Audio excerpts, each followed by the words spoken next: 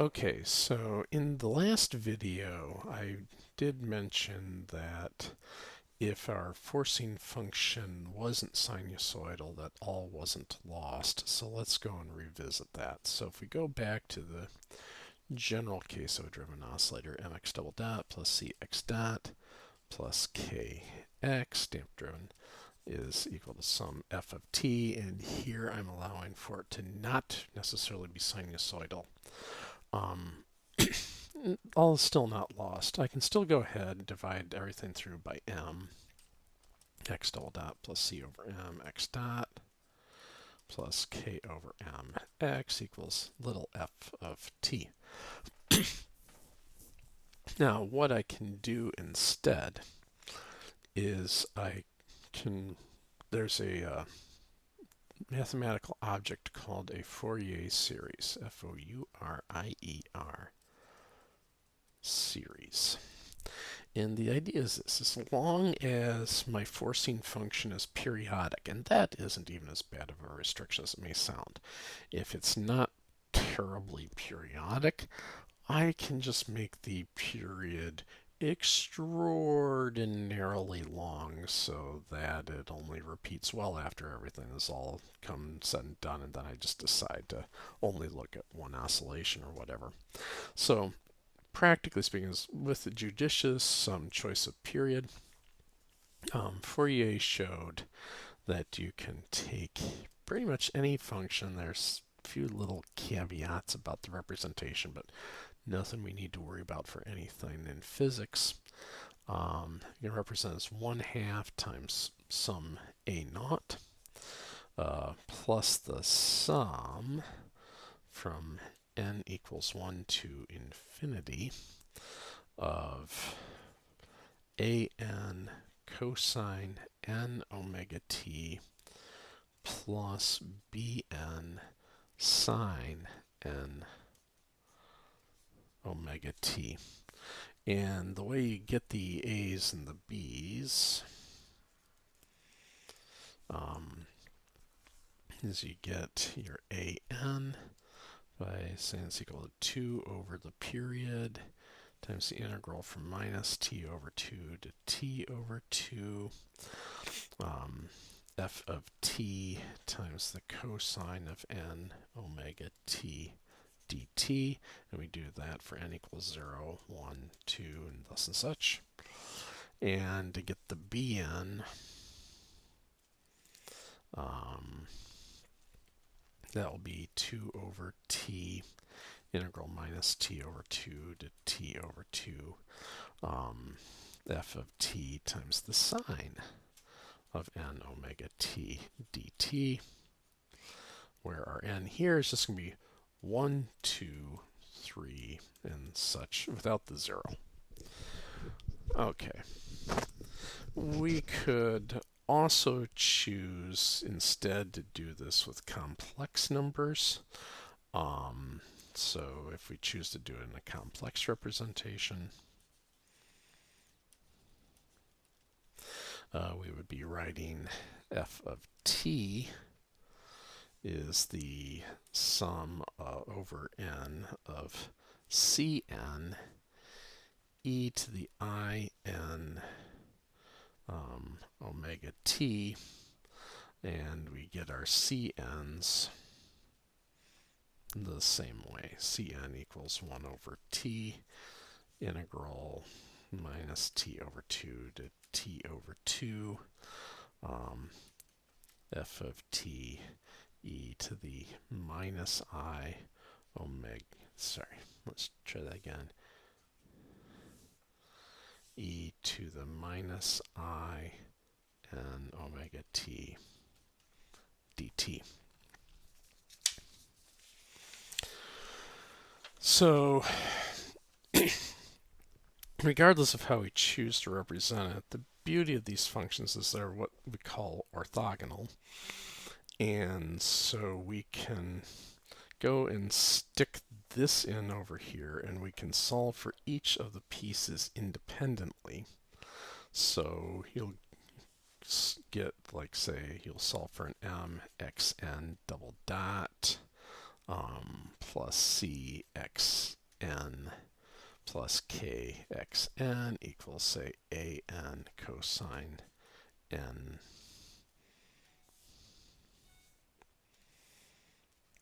omega t as an example. And then at the end of the day, your complete particular solution, x of t would be the sum over n of all of the xn's of t that you found. Not pretty, but at least we don't have to totally reinvent the wheel. We already did this once already, so we may end up having a lot of terms of these, but we just go and keep putting it all through, and we get some fairly complicated particular solution. Then we add the transients, and then we're happy. Okay, now something that I didn't quite know where to put it. So I'm just going to go ahead and put it here, is I'd like to show you another useful trick called the method of successive approximations.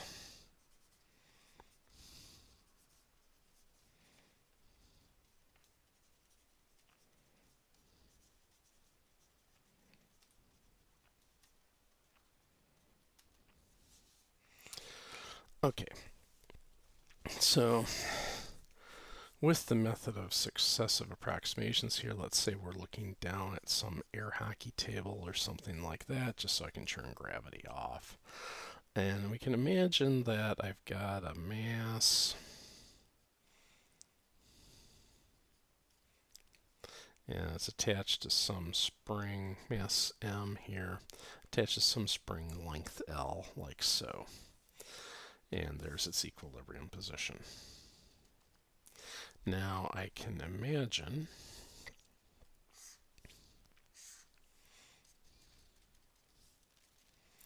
pulling this puck off to one side,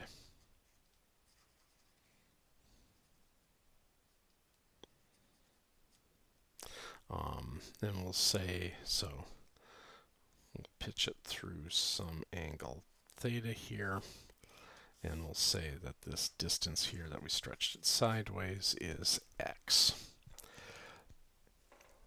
So the force that we'll have will be, we got two springs, so minus 2, minus because it is restoring force, k times the stretch, which will be s, the new length, minus l, the old length, times the sine of theta. And then we observe that the sine of theta here would be x over s, which is x over root L squared plus x squared.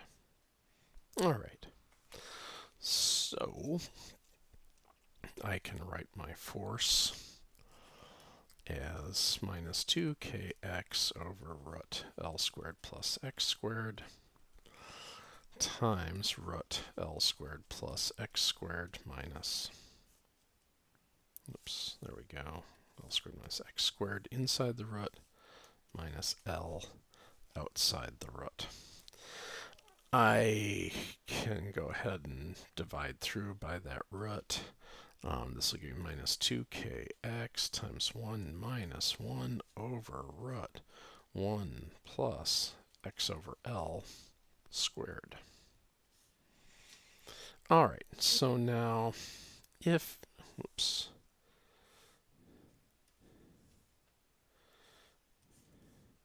if x is small,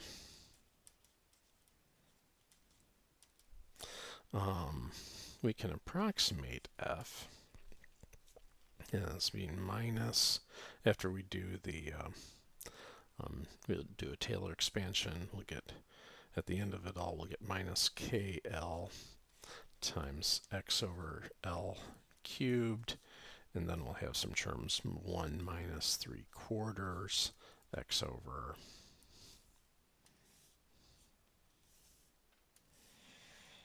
x over L squared plus and such. But since we're saying that x is small, this is already a small thing, and my God, going to go to x to the fifth, we can basically just wish the higher order terms away. So we're left with my force being approximately minus k over L squared times x cubed. Pooh.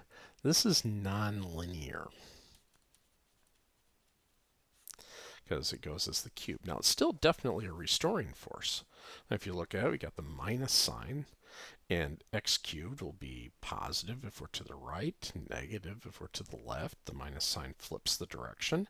So it's definitely a force that's trying to return it to equilibrium.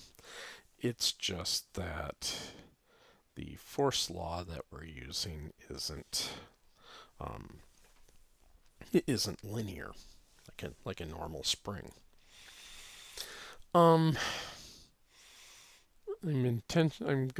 skipping over some bits here, but I'll just say you can show.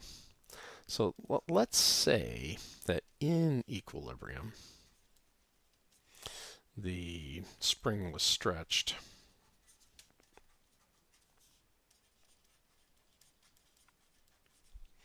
already by D. In that case, I will just say that you can show.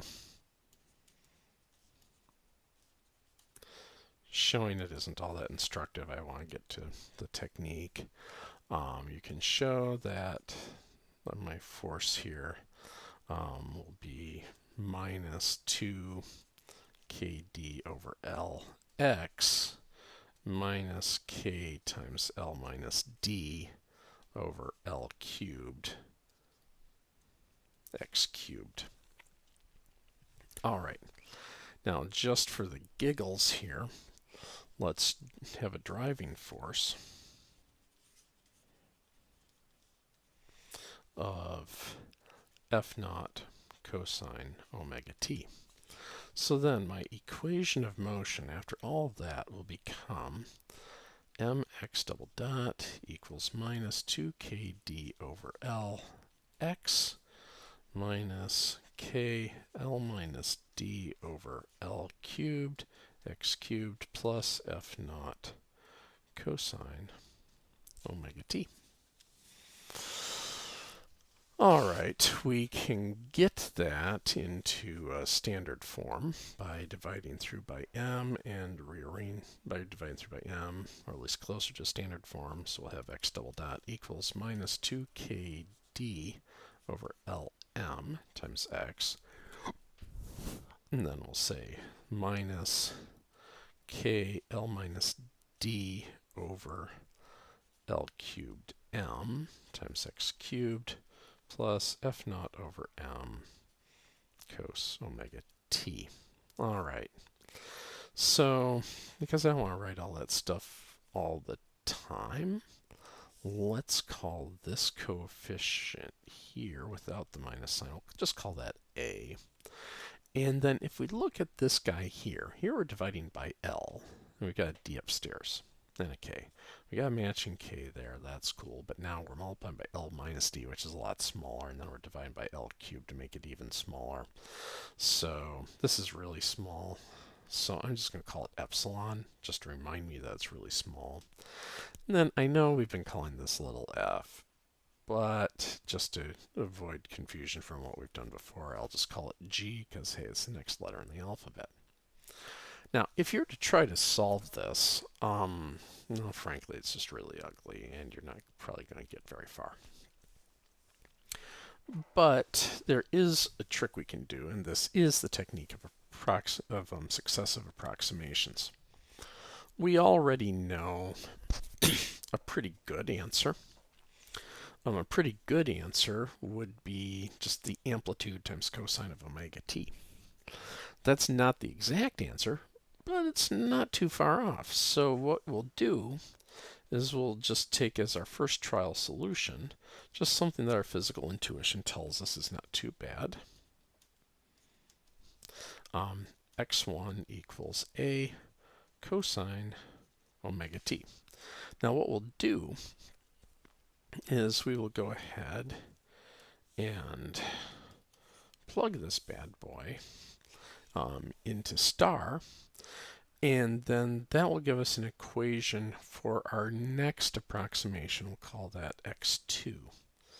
So x2 double dot would equal minus a times a cosine omega t, that's my x, minus epsilon, and then here we're going to have to cube this. So this will be a cubed cosine cubed omega t plus g cosine omega t.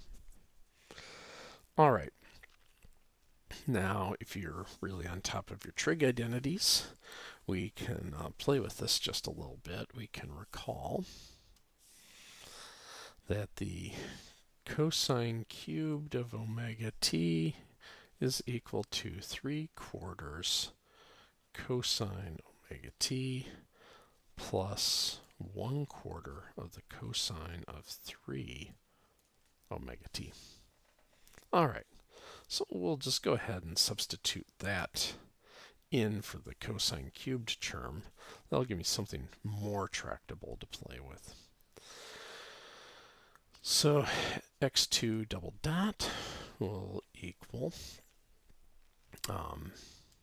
minus a cosine omega t minus a epsilon a cubed times 3/4 cosine omega t plus epsilon a cubed times 1/4 cosine of 3 omega t plus g cosine omega t. All right, and what you do, we can clean this, well, here, we can just clean this up a little bit. Clean it up a little bit, that will give us minus a plus 3/4 epsilon a cubed minus g times the cosine of omega t minus 1/4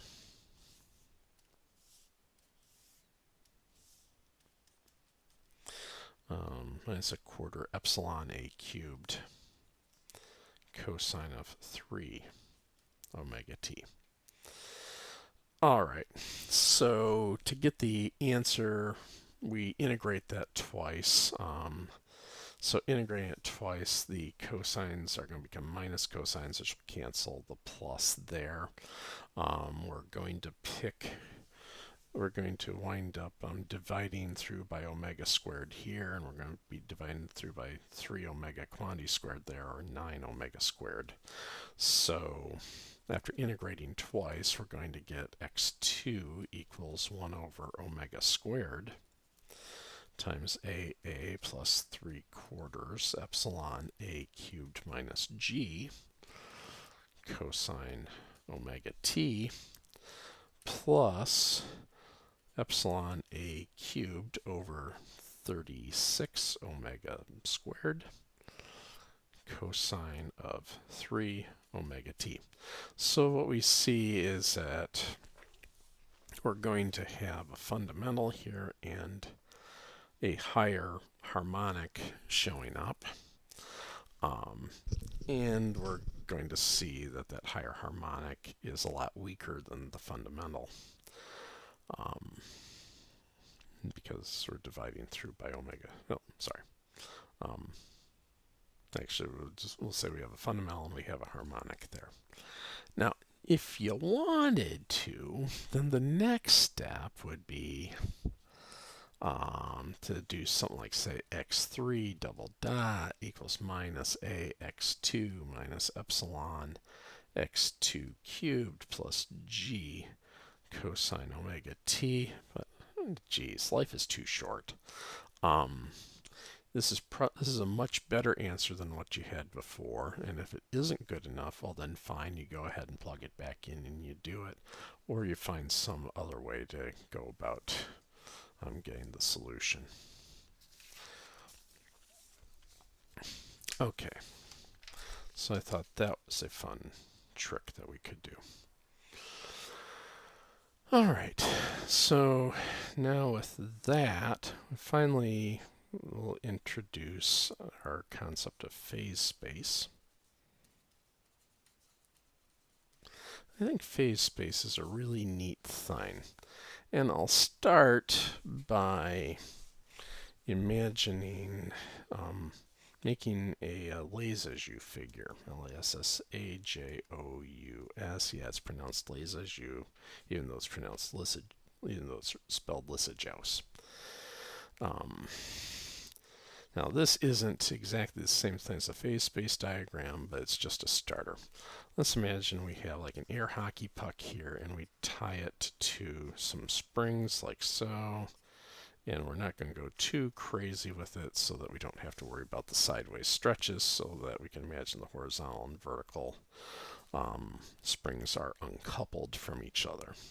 In that case, I can write the equations of motion as x of t equals, we'll get that the x motion will be x of t times some amplitude a cosine omega xt minus some phase factor alpha, and y of t equals some amplitude b cosine omega y t minus beta. And then we can go ahead and just plain plot the trajectory in regular space, x, y, like so. And you might say get some diagram that looks like this. But say if you have a bit of a phase difference, maybe it's tilted over like that, and that's also reflecting a difference in amplitude. If the frequencies, say, happen to be in a 2-to-1 ratio, you might get like some kind of a figure 80 kind of thing, and that figure 8 might be tilted because of the phase space, so, or the phase difference. So looking at these diagrams, it's actually kind of handy in electronics if you're dealing with some unknown frequency. You can put it, say, on the y-axis of your oscilloscope, and then you stick some known frequency on the x-axis, and then you can take a look at and then you can adjust the known frequency until you get some Lissajous figure you understand, and then you figured out the frequency of the thing you're looking at. Okay, now we can take this idea a little further. We can, instead of plotting y versus x, we could imagine instead just making a plot of, say, for one-dimensional motion now, we could imagine making a plot where the y-axis is x dot and the x-axis is just plain x. And this will allow us to look at the phase relationship between x and x dot. So say, for instance, here we could have x of t equals a sine omega naught t minus phi. And if I differentiate that, x dot of t equals a omega naught times the cosine of the same thing. So in this case, there's the phase difference is pi over 2, so we end up with a circle. And we take just this nice trajectory around like this in phase space to represent something just oscillating back and forth in regular space. So at maximum extension, our speed is 0. At equilibrium, max speed, and away we go. Alright, so that's enough to get us into trouble with that. So go ahead and do some examples of this in Mathematica. So we'll start by making a Lissajous figure. Actually, first, before we do any of that, I just want to show you what a transient could look like. So, we'll just say here, oscillators.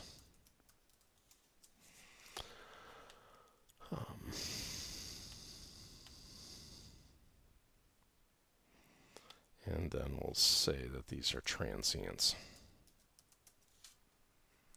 Okay, so we can go ahead and let's just, for the moment here, we'll make our parameters. We should be able to view this in a presentation environment. Be a lot easier to read, won't it? And it'll maximize it too. So let's make our parameters. Let's say the amplitude, we'll just make 1. And then we'll have our A1 for our first transient. Let's make it big, like 10. Same thing for our second transient. We'll also make that 10. Let's say that omega is 0.9. Gamma is 5. Do some kind of strongish damping. And we'll say omega naught. Oops. Say omega naught is 1. Okay. Correspondingly then, that means that Q, whoops, just Q, would be the square root of gamma squared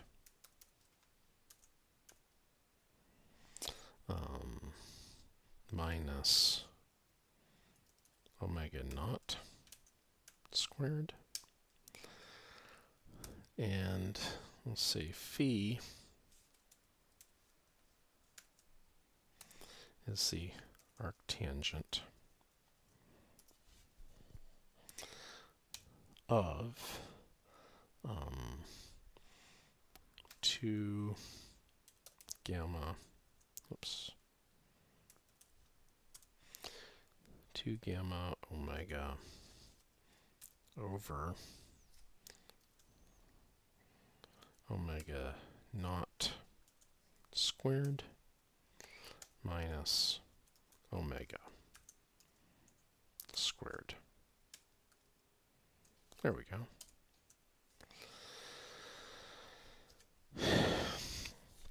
So now we can go ahead and just plot it out. So we'll plot A, oops, we'll do it like this, A times the cosine of omega t minus phi, so that's the part due to the forcing, plus the first transient A1,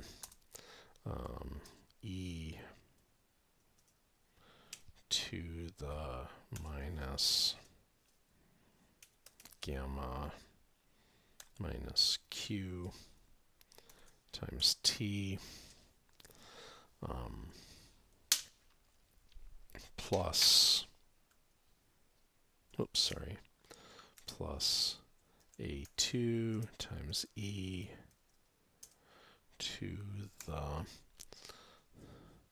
minus gamma plus q times t,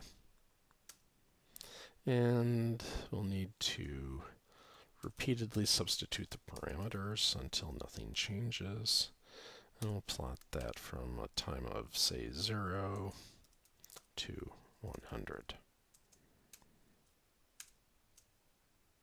There you go. So you can see here, here's where you settle in right through here. You can just see the forced motion possibly out of phase. But you can see here we came in with a fairly big jolt, and then it decays down. Maybe we can make that look a little better. We'll say plot range all.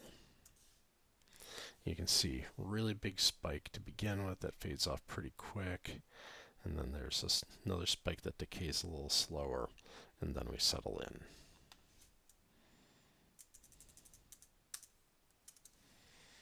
All right.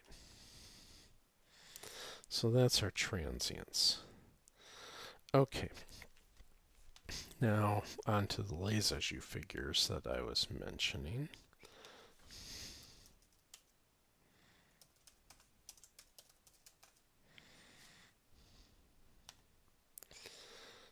All right. So just to keep from really hurting myself, this is a really useful incantation. This kills every symbol you have ever defined. Clear all, evaluate,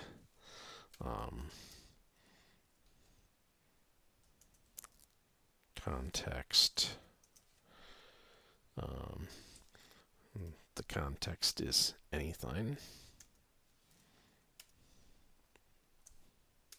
Make it go away. There you go. And you can see everything I had defined here before is now gone blue, meaning boss, I don't know what it means. It's a really useful thing to have in your back pocket. So we can define some new parameters.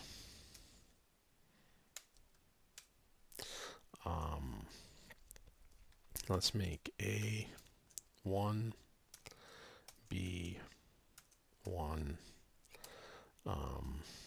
omega x. We'll make it 1. And for now, we'll keep things in phase. Omega y, we'll just make whatever omega x is.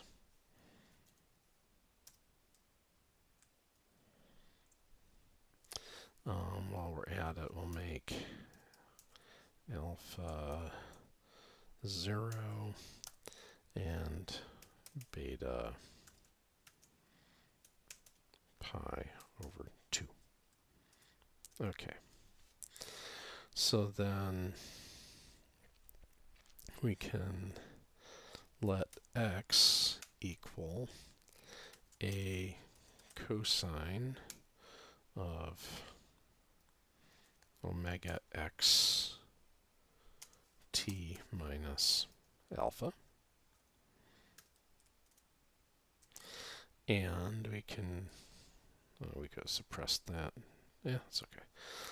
We can make y equal to b cosine omega y t minus beta.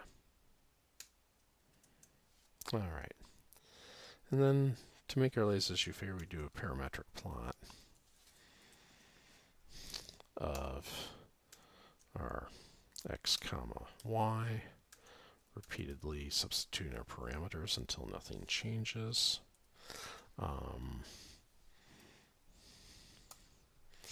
And we'll do that from t equals 0 to 100 just for good overkill.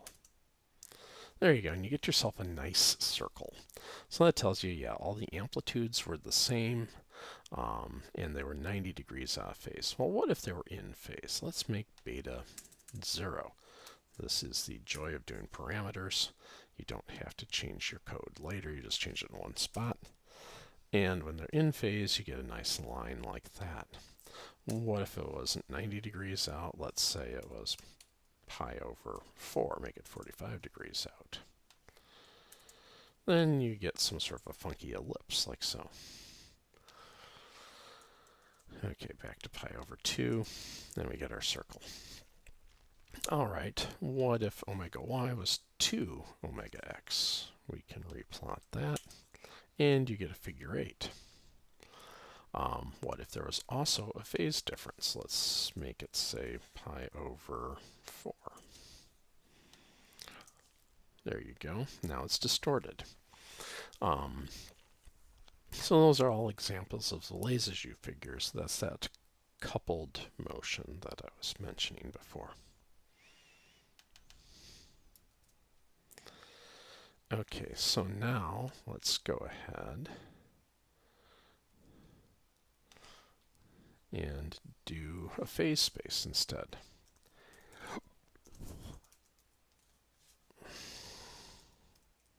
So there, we just did our magic thing there. And so let's make our parameters We'll let the amplitude be 1 again because it doesn't matter. Omega naught, let's make it 2 again, it doesn't really matter. And we'll make the phase, the initial phase, phi. Let's make that, say, pi over 2, just to make it something. Alright, so for that simple harmonic oscillator that we were looking at before, so let's say that x is equal to a sine of omega naught minus phi.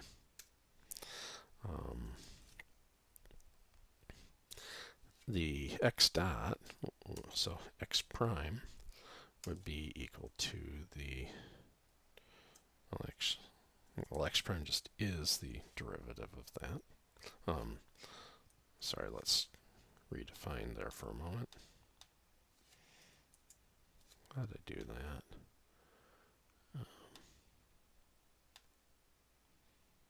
Still input cell, there we go.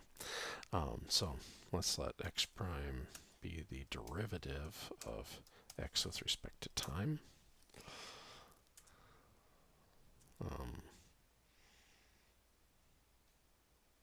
Oh, that's not good. And that would be because I don't have a t there. So let's try that again. Oh, much better. So then we can go ahead and do the same parametric plot. Parametric plot of x prime, repeatedly substituting our parameters until we're happy, and then we'll pipe it through evaluate to make it even happier. And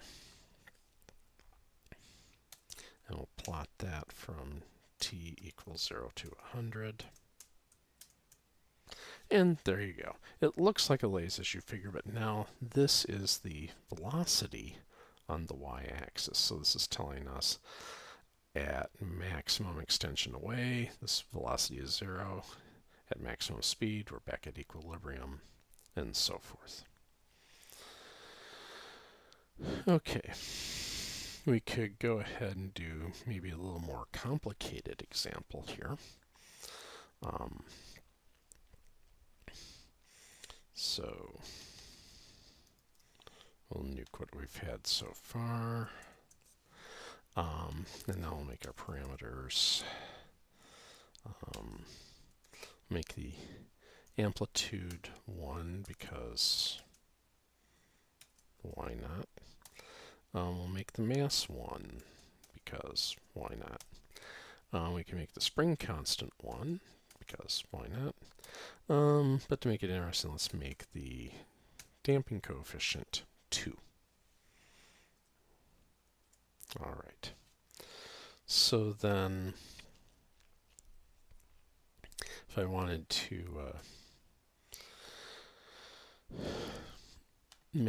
if I want to go ahead and make a phase space trajectory here, I could do that. Parametric plot of, and I'm just going to solve it all at once here. So we'll evaluate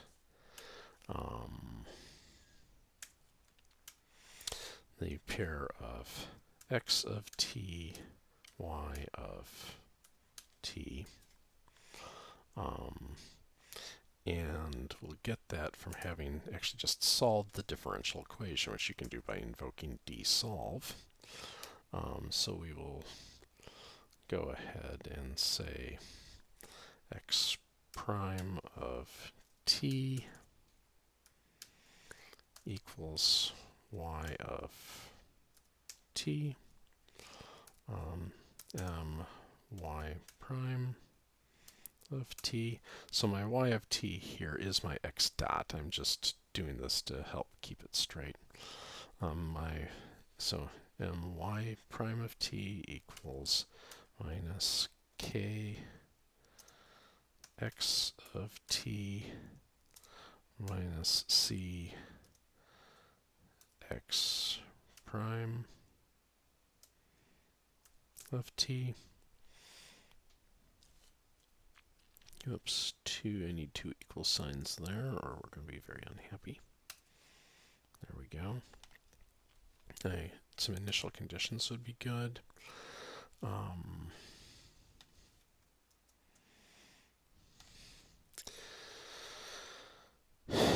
X not equals A,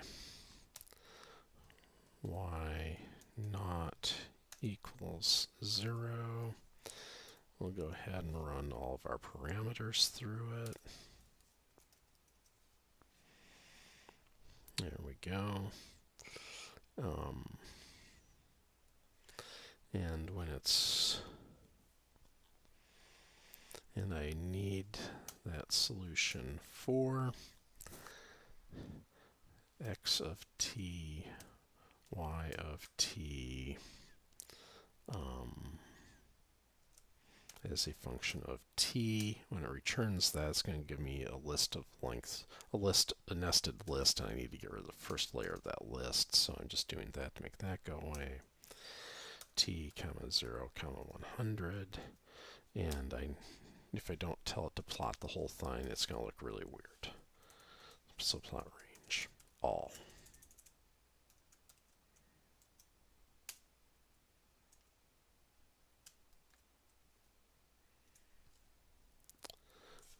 Where did I miss it? Oh, right there. There, that's better. Okay, let's go.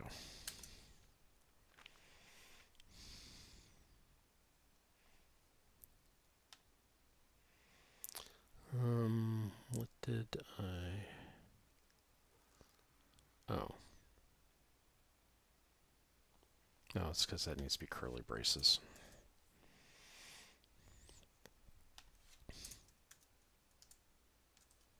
There we go.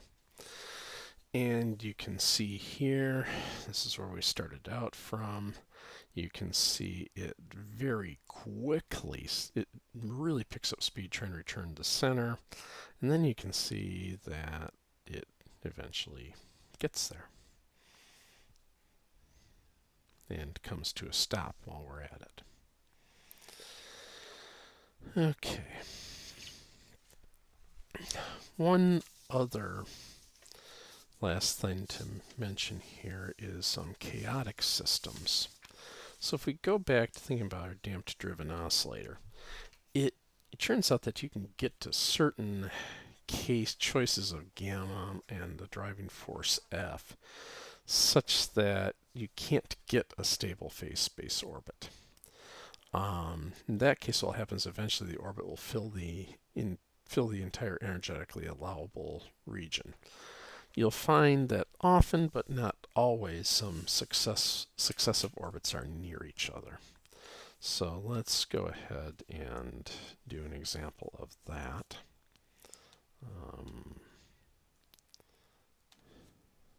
So chaos. All right, so we made everything go away. And so let's go and set our parameters here. This will be omega. We'll make 1. Omega naught. We'll make 4. We'll drive it. Omega d will drive at 2/3. So I'm not particularly driving it anywhere near, or sorry, that's the omega damped. So I'm driving it faster than omega damped, but nowhere near the resonant frequency. Our gamma is a 1/6 for this example here. We'll make the amplitude pi. Then we'll make our forcing, our reduced force F. We'll make 1.5. All right. I don't feel like doing this for more than 1,000 time steps. All right.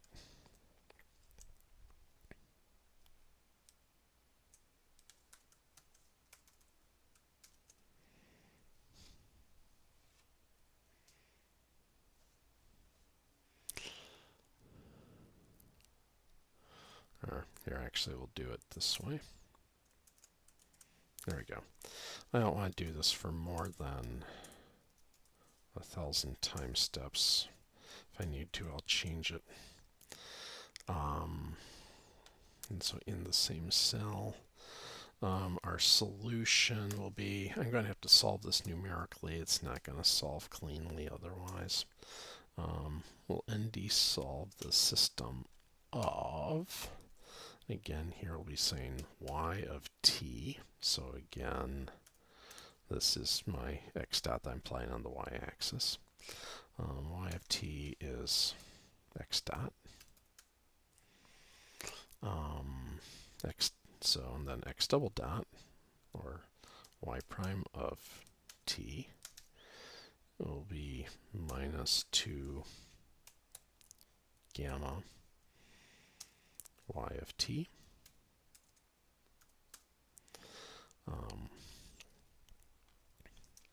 Minus omega squared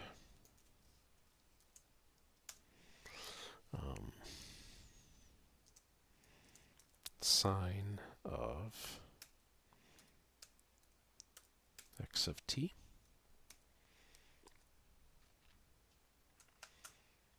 plus our forcing f sine omega d t. All right, some initial conditions are always good. X naught is a, y naught is omega naught,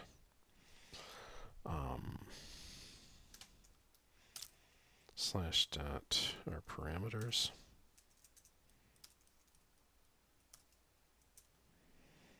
Okay. We want to solve this for x of t, y of t. We'll do this from t equals 0 to my t max. If it's not enough, we can always make it go later. I know from having solved this before that it's going to complain that it hasn't gotten a good answer taking enough computational steps, so I'm going to push the max steps up to 1,000,000.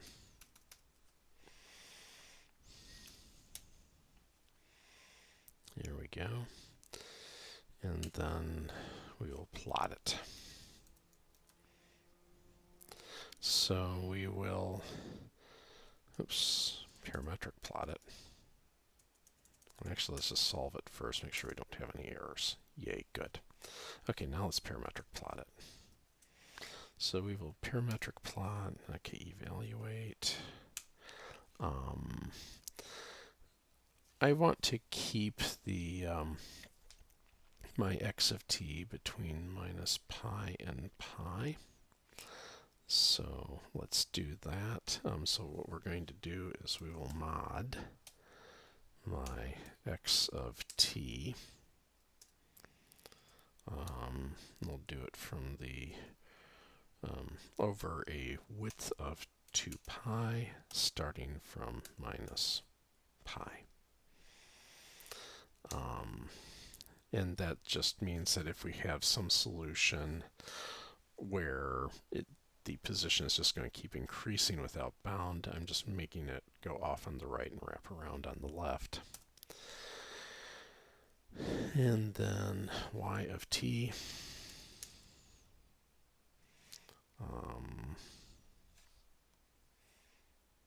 And I need a curly brace there and there.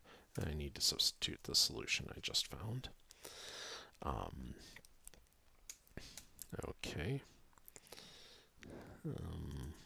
I need to substitute the solution I just found. Yeah, that's for the evaluate. Now for the parametric plot. Good.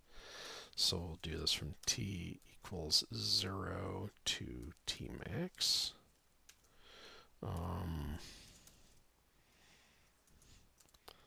Plot range, just automatic will be good. And in order to get the drawing not to look like crap, I had to set the max recursion, which is just telling it how hard it has to try to make curves actually look like curves rather than jagged lines, to 10. So I go ahead and plot that. And it looks like a mess.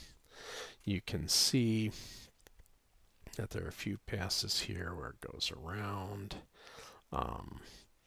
The straight backs are when it loops back. I feel like doing the code to make that shut off. So you can ignore any of the horizontal lines you see. But you can see successive orbits are kind of near each other, but then every so often they'll go into some crazy loop-de-loop and then head off somewhere else. So you're getting, it's oscillatory, but there's no definite repeating pattern of either your speeds or your positions. And if we say go ahead and make Tmax a lot bigger, well, maybe not that much bigger, let's make it 100,000. Oh, okay, I guess we can make it 1,000,000. Great. Oh, I didn't like that. Okay, we'll make it 100,000. And then we'll plot that. This will take a little longer for it to draw. Oh, wait, what did we do? All right.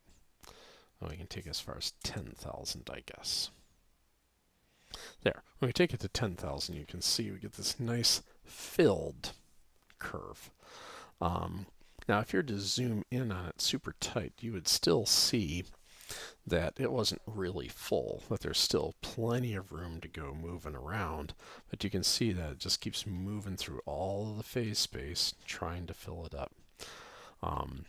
And sometimes it'll oscillate back and forth, and sometimes, say if this is a pendulum, you would be having it like flip over and going to the next branch and so forth. So, all in all, a nice mess.